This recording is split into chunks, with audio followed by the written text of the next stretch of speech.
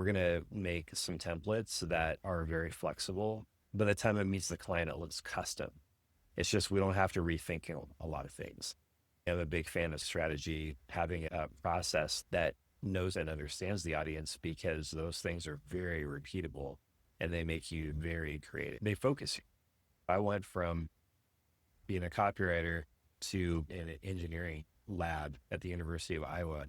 So you think they're opposites, but the fact was they weren't opposites. And the things I was doing for the lab were, yeah, there were some creative things I was doing, but a lot of the things I was doing was defining problems. And so I realized that as a strategist and creative, what you're trying to do is you're saying, I almost don't care what the client wants. What I care about is what their customers want, what they need to hear in order to help my client. And so for the account executive is like, client, I want to understand you. I want to make sure that everything we're doing reflects what you want.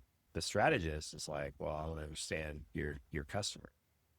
And so you bring that strategy back and you bring it back in the form of a creative brief instead of creating strategy in the hallway and not formalizing the process to where we know how much it's going to cost. We know who's going to do it. We know how to write the job description. Creativity is now less of a black box. It is more understandable. Now you're set up for success because you know exactly who you're talking to. Writing a creative brief from the research, from what you're hearing from their customers, and you bring them evidence of that. You now have a kind of pairing with your client.